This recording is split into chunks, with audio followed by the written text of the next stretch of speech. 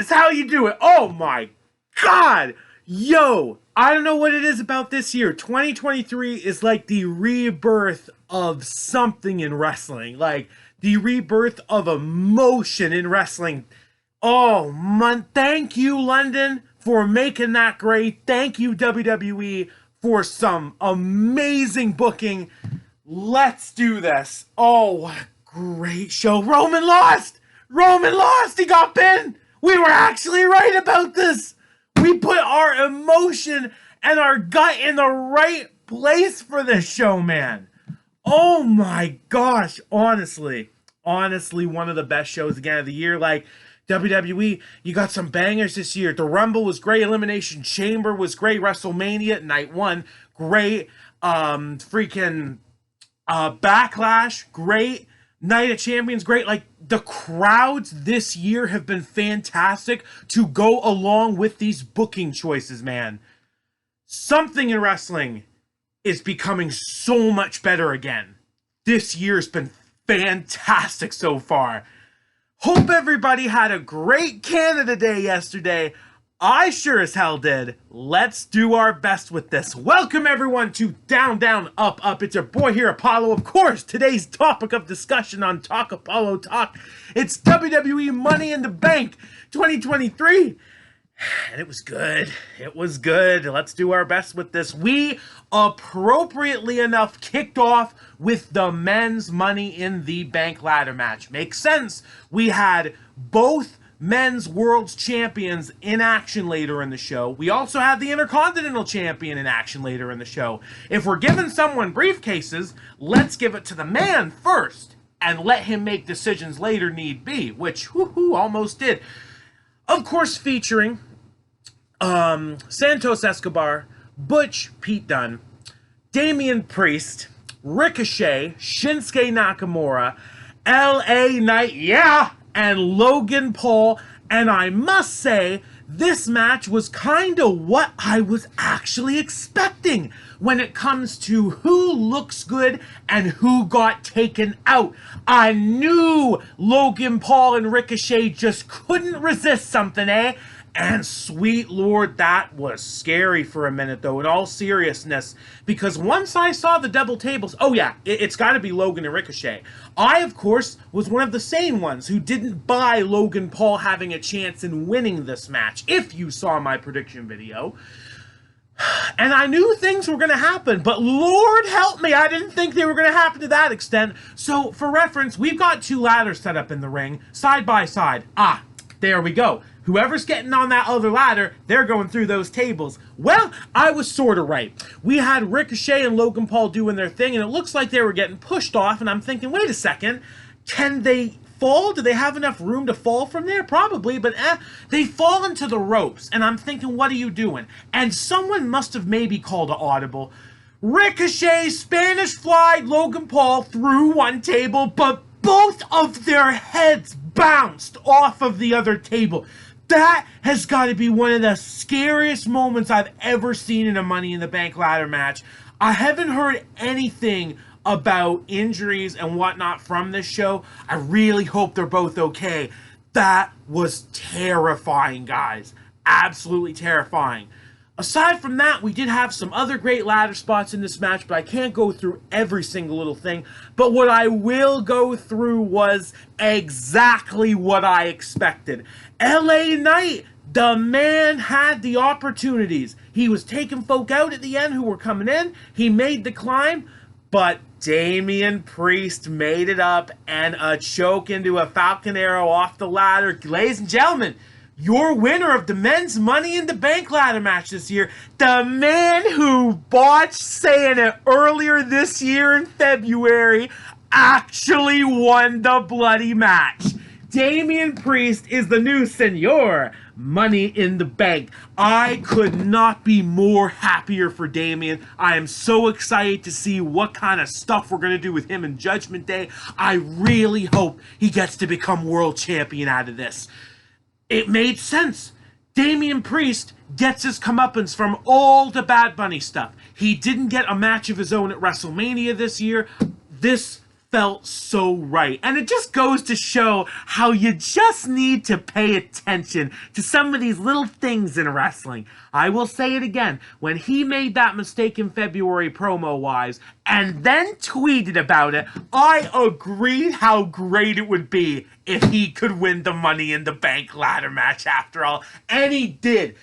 I'm sorry about LA Knight, but truth be told, I really didn't think they were going to give it to him anyway. I wanted it. I wanted it almost as bad as y'all did, especially y'all in freaking London in the O2 watching this show. I wanted it, but I knew I wasn't going to get it. But Damian Priest is a fantastic choice and deserved choice. Well done, Damian. I really hope you get to become world champion. Oh, bless. That was good. That was really good. Really good. Really, really good. Let's just hope that this doesn't mean that LA Knight goes in the toilet. I hope not. I really hope he's not on the next release list either. Because you know what's coming. I'm sorry. I hate to bring this up. I hate to bring up negativity. But you know there's a release list coming soon. Don't put LA Knight on it. He's a freaking star. Okay, let's keep the show going. Up next, this was a swerve. Oh, sweet lord, this was a swerve. The Women's Tag Team Championship match. My dumb initial thinking was right, but I didn't listen to it. Why was this on the show? Well, one of the big reasons we'll get to, but the other, a title change of the night. I just didn't think they were going to do this yet. But who'd thunk it? Liv Morgan and Ronda Rousey come full circle, and it ended the way it started. Liv Morgan pinning Ronda Rousey for the third time in a WWE ring. Because, well, guess what? It was a nice little back and forth. It kept me intrigued. But once Ronda got tagged in and Liv was getting her, it was like, oh boy, here we go. This is payback for last year. Shayna Baszler turned. I no way in hell expected that this early. I thought we'd be building this maybe after the summer, going into stories heading to WrestleMania season. No. Shayna Baszler snapped and had enough. She turned on Ronda Rousey, choked her out, left the match, a couple of Chiquita bombs, and then Liv with Oblivion later. And we have new WWE Women's Tag Team Champions. Congratulations to Liv Morgan. I believe that's her second. Raquel, that's your third. You go, girl. She won it with Aaliyah, I believe, only for maybe a week or two last year. But she's held it twice now with Liv. You'll love to see it. Well done, WWE. That was a swerve that I and the crowd were invested in. I don't like to be wrong too often, but when it's for the right reasons, I'll take that. Oh, I'll take that. Yes, sir. Then, Intercontinental title match. We didn't slow things down either. These two had a nice little fight, Riddle and Gunther. I thought we might go on maybe another 7 minutes, to be completely honest. But we did what we needed to do. And unfortunately, the downside is Riddle really just looks like cannon fodder once again in things. He tapped out enough to Walter just destroying that ankle. But we weren't done because, my God, the rumors were true. Out came Drew McIntyre. Yes, the man that Gunther beat at WrestleMania to retain his now 1+ year reign as Intercontinental Champion came back. He's not going to AEW as far as we know. I really think that's the right decision. I feel like just at this point in his career, Drew has his home for life now with the WWE. And a Glasgow kiss. Give us a kiss, love, and a Claymore kick later. And there's our summer, ladies and gentlemen. Drew McIntyre wants that Intercontinental title, and he'll do anything to get it. Gunther or no Gunther. We'll see what we do with this. I'm excited going into things. I'm excited. And there's also a small little bit of tension in my head. Sheamus is challenging for the United States Championship this week against Theory on SmackDown. I thought that was confusing because Theory had beaten him in a title match already the past little bit.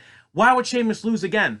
Why do I think the inevitable plan is Sheamus and McIntyre title for title at some point? IC title versus US title finally being unified. I don't know why, but for some reason, that just popped into my head. Because there's still a part of me that wants to see Sheamus win the IC championship. But we're moving away from that. Then, this one, not as impactful as expected, but I was happy. Cody, Dominic Mysterio. These two, again, it was sort of the similar feelings of Walter and Riddle. It was a nice little match, but it didn't go too overboard. Rhea got her interference bits, and Dominic he had some chances, but they didn't really go too crazy to make it look like he was going to beat Cody. Cody came back through everything, though. Cody cutter, beautiful disaster kick, a lovely spin around Alabama Slam, and a crossroads later, Cody Rhodes beats Dominic Mysterio, and no Brock Lesnar in sight. It doesn't mean we're not going to be doing it at SummerSlam, but he didn't show up and ruin Cody in this match, which is what many of us thought he was going to be doing. Funny enough, this is the first pay-per-view this year Brock Lesnar has not made an appearance. It's weird, but it's true. Aside from that, not much else to say. This was good. But then the next thing that happened was very ironic and funny, and I'll have to explain why.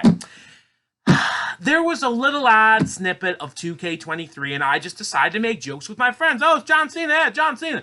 John Cena, bring out Cena. We want Cena. And then he came out! And then he came out! What the hell? That was hilarious. I was just joking in my chair, enjoying my snack, watching wrestling, and out came John Cena. Yeah, John Cena freaking showed up, cut a beautiful promo. We're trying to figure out why he's here, and in the end, seems like his end goal is to get the crowd going crazy, tell us we're underappreciated, and wants WrestleMania to come to the freaking UK. Oh, yes, please. Overdue is the word for that, because it's simple enough. Upper management is just scared of fans taking over their big shows. Well, upper management, the fans are part of wrestling. Suck it. Aside from that, we had Grayson Waller come out and just diss Cena for a bit, which is weird because it really just felt like Theory 2.0 and Cena talking, and then Cena AA'd him and the bit was done. But it was good to see John Cena, and the crowd was hot for it. Didn't hate that. Didn't hate that. And then I believe the women's Money in the Bank. Ooh, sweet lord, they definitely put in some work to try to up the men's. Zelina Vega gets my MVP star of the night with that gorgeous freaking, oh god, freaking sunset flip bomb, whatever you want to call it. My head's not working right now. Onto the ladder, I think on Zoe. Brutal that. It was fantastic. And those two, of course, also included Trish Stratus, Io Sky, Becky Lynch, and Bayley. And it pretty much, again, went the way I thought it was going to go. Zoe and Trish were putting their work to try to make sure Becky Lynch wasn't going to win. They even got handcuffs on her, but not the other piece. We did not use that right away, and you're about to find out why.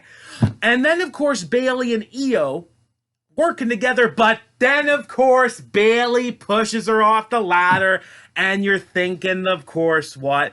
But then, surprisingly enough, the real favorite for me gets put, well, I shouldn't say put through a ladder, but Becky Lynch got Trish Stratus with the manhandle slam, Beck bottom, on a ladder set up on the announce table, and I don't believe Trish got up after that. So, okay, hold on a second. Is Becky going to take this? Her and Bayley were climbing up, but then Io handcuffed Bayley's arm to Becky's arm to Bayley, so their arms were in between the ladder, and Io climbed up and took it. Io Sky actually won Money in the Bank. I cannot believe my odd, I don't think this person's going to win, but I want to pick for SmackDown anyway person actually did it. I was thinking for sure Trish was going to get it, but no, they gave it to Io. I love it. Io actually won. She's got to win the belt, please. Don't tell me she cashes in and gets screwed by Bayley in some way, shape, or form. I'm going to get that off the camera. But it was a great surprise. It was a great surprise, and I can't believe I fluked that one out. That was fantastic, WWE. I loved seeing Io win. She's amazing. Amazing. And she's got the briefcase. Her freaking reaction at Backlash must have paid off, man, because she got it. She got it. That was really cool. I understand on another side, though, that the winners of both matches might be underwhelming for some in the fan community, but trust me when I tell you, it's gonna work out long term. I hope. I can see one of these being cashed in the summer. Save the other one for next year. Please. Please, WWE. But we'll see. Then, Seth Rollins, Finn Balor World Heavyweight Championship match. I gotta give credit with these two. They have had so many matches along the way, and you can only watch something so many amount of times, but these two always just seem to make it interesting whenever they step in the ring. I went to a Raw live event in December, and these two were in a cage match. It was amazing, just fantastic, and they didn't even need a cage. They didn't even need a cage in this show to grab my attention. They were doing a really good job, and Finn was getting some good stuff in. Then Priest came running out, and you wondered where this was going to go. But he didn't cash in. He decided to sit and watch outside, which actually gave Finn the advantage. A couple of coup de grace on the outside, big dropkick inside, going for another coup de grace, but then Priest got up out of his chair and looked at him, and Finn got distracted, went for the coup de grace, missed, and a curb stomp later. 1, 2, 3. Seth Rollins is still the World Heavyweight Champion, as agreed by me and hopefully many others. Damian Priest and Finn Balor continue to have issues, and these should not just be completely overlooked. Finn, you didn't win the world title because of Priest, but Priest also didn't win the world title maybe because of you a few weeks ago on Raw. The seeds continue to be planted, but enough of seeds. Enough of the seeds. Main event, Bloodline Civil War. It's funny how things go. I got so pissed when I realized this was just a regular tag team match and how slow it was, but it was all for reasons, because then you got to the Spot Fest, man. Got to the Spot Fest. The one time I don't pick Roman Reigns to win. The one time I don't pick Roman Reigns to win something on camera, and look how this turned out.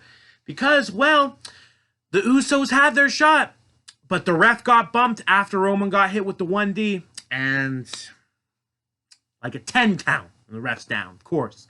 Michael Cole really selling it on commentary. Oh, Roman's been saved again. Oh, he's gonna win again, and that sort of got me like, oh my God, he's saying it like that. Is he gonna lose? Are we really doing this? Don't tell me, am I right about this? Usos couldn't get much after, though, because Solo got in, and we got some spears and Samoan spikes, and then the smash him, stack him, pin him spot. Just like with Edge and Bryan Danielson at WrestleMania a few years ago. 1, 2, both Usos kicked out before 3. The crowd was going crazy.